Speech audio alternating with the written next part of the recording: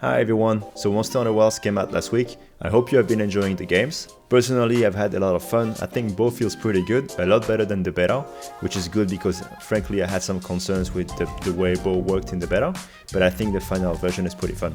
So I know this video is a bit late, but I didn't want to rush it and realize 2 days later that I was wrong about something I said. So I spent a lot of time in the last 2 days just grinding, experimenting, talking to all the build crafters out there, just to make sure that the build that I present to you today are the best it can be. So obviously in this video we're gonna talk about endgame gear, so I'm gonna assume that you have access to everything, so every monster, weapon, system, whatever. But I'm also gonna give you recommendations of stuff to craft or to prioritize in case you're missing a decoration or weapon or whatever it is. Skills in Wilds are a little different than what they were in previous games.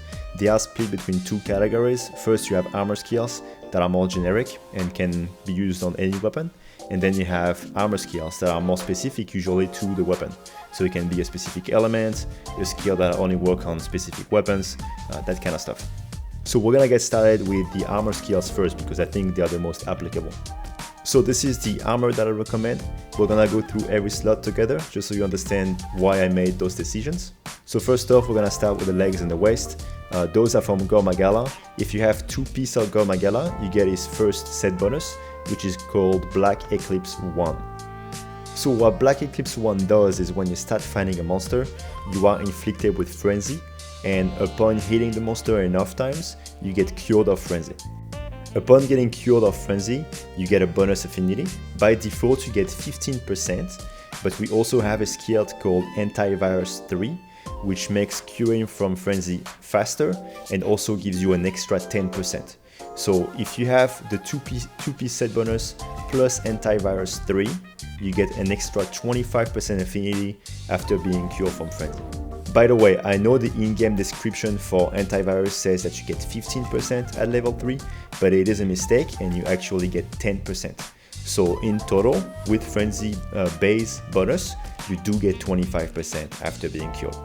Affinity in Wilds is very difficult to come by, so getting a free 25% just for hitting the monster is really good. On top of that, the waist and the legs are pretty good. They give you good slots and they give you Constitution 2 and Antivirus 1, which are both good skills.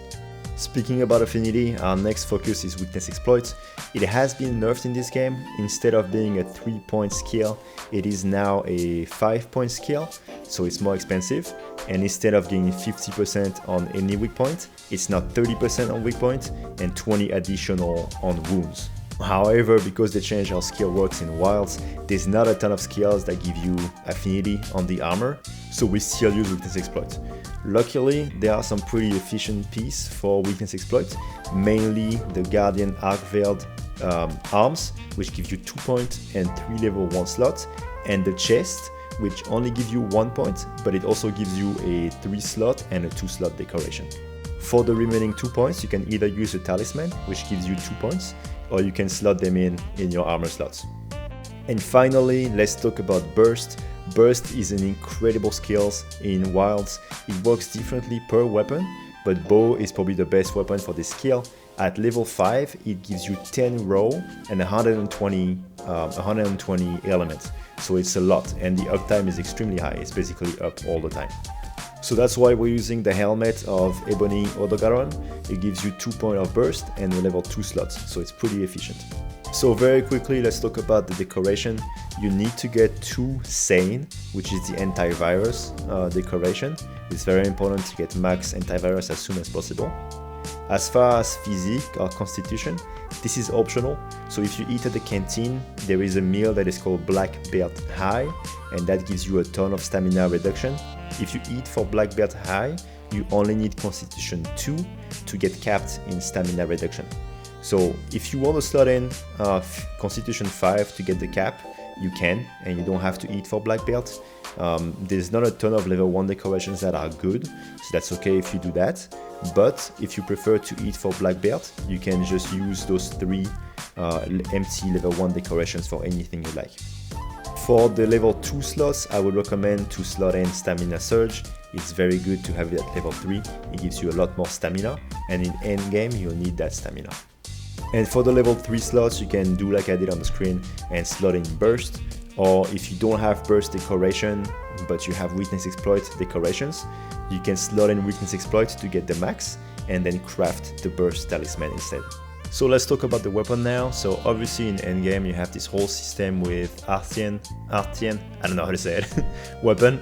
But basically it's a customizable weapon that you grind for, and they're random, mostly random anyway. So most of your bows will be those weapons, the Artien weapons. Those bows are extremely strong, so no matter what you end up getting, they will be better than craftable bows in almost all situations. For the craftable bonus, what I recommend is to go triple affinity. Like I said, affinity is difficult to come by in this game.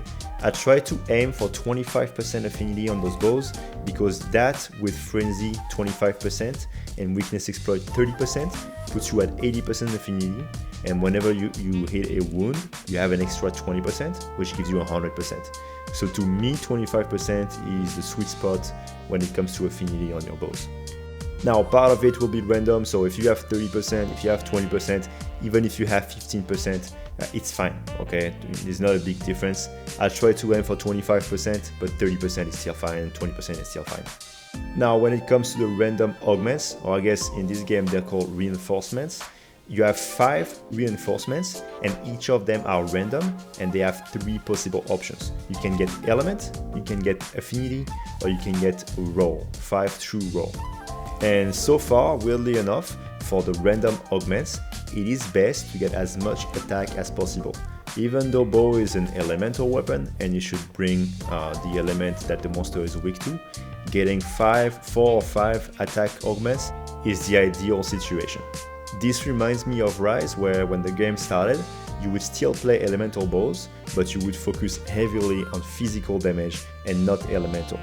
It's not to that level. Elemental and attack is fairly equal in this game, so if you were to do full elemental, the damage would be very similar. But I wonder if in the future, when they start adding skills, adding weapons, maybe they're gonna buff elemental again like they did in Rise, and we're gonna see a surge or elemental being better than what it is now. But as it stands, it's pretty much equal between elemental and attack, but it's slightly better to go for full attack right now than it is to go for full element. So now about the decoration. In your first slot, you're gonna put your level 3 elemental decoration. This will max out your elemental damage. And in this game, we have what we call combo decorations. Those are pretty rare, but they give you 3 points in the first skill, and they give you an additional point of another skill. So for element, you can pair that with critical element. This will give you, on top of 3 points in your elemental skill, this will give you 1 point of critical element, which is great because critical element is very front loaded. The first point gives you 25% more elemental damage on on critical hits, and the second and third points give you an additional 5%. So it's okay for this skill to only have 1 point. That's the most important. Sorry about the interruption, but as I was about to pause the video, I just found out that apparently critical element does not work. Because it is a free point on a combo decoration, it's not a huge deal, but it is to keep in mind that if Capcom fixes this skill and Charge Master that also doesn't work, then we could see a shift in the meta towards more elemental. But for now, keep in mind that crit element does not do anything. Okay, back to the video. In your second slot, you're gonna put critical 3 decoration. This will give you crit boost 3. Now crit boost is a 5-point skill.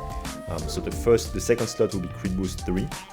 And in the last slot, you can either have the spread decoration or another critical decoration to max out your critical slot. Now I will say one thing, the third slot is the more flexible. So if there is another skill that you prefer, you can put that in here. One thing I'll say is that the Artien bows don't have random coatings. If you keep crafting the same element, it's always gonna have the same coatings. So all elemental bows except for ice has either power coating or close range coatings, which are both great DPS coatings. Power coating has a little less damage, it's 30% increase to your roll damage, but it has more range, and close range coatings has smaller range, but it has more damage with 40% increase to your roll damage. Now the ice bow has pierce coatings. Now, pierce in this game is a little weird. It's generally worse than power coating and close range coating. It does less damage, but it has some weird interaction. The best example is Arkveld. When he's enraged, he has a bug where if you hit the arms and the chains at the same time, you're gonna deal full damage on each of them as if they were two different monsters. Not all attack can do it, some weapon can do it better than others. For bow, you can do that with Pierce. So for bow, if you use Pierce on Arkveld, it's gonna be very, very good. You're gonna have some great times. It also has a weird interaction with the Corrupted Mantle, where it deals more damage than it should. But those are bugs, so I don't know if they're gonna get patched. If they do get patched, then yeah, Pierce is not gonna be very good. If they don't get patched, then situationally, when you can abuse this bug, then yes, Pierce is going to be in a very good spot in those, niche situations. It's not applicable for every monster. With that said, if you don't want to use Pierce for ice, you can craft the Irabami bow. It has power coatings, so if you don't want to use Pierce for ice, you can use this one instead. So going back to Arkveld for a second, this is probably the most relevant fight in Endgame right now. It's the fight that you'll be doing the most, and Arkveld is very special, is almost immune to every element. So for Arkveld specifically, we're gonna do a very small variation of the build that I just showed you. We're just gonna replace the helmet with the Xu-Wu helmet. It's basically the same helmet, except instead of having Burst 2, we have Adrenaline Rush 2, and the same slot. And the rest of the build is almost the same. We're just gonna replace 2 Burst decoration with 2 Adrenaline decoration. The game is still very new, it's less than a week old, so keep in mind that the build that I showed you, I'm very confident that they're going to be as optimal as possible. But as we learn more about the game, there may be some small variation. If I feel like something major has changed, I'll let you know and I'll make another video. But otherwise, I think that's pretty solid for now, and that's as close as optimal as you can get. In my next video, I'll be doing a bow combo guide and how to best use the new moveset. But in the meantime, if you have any question on the game or on builds that I just showed you, please leave me a comment in the comment section. Alright, see you next time.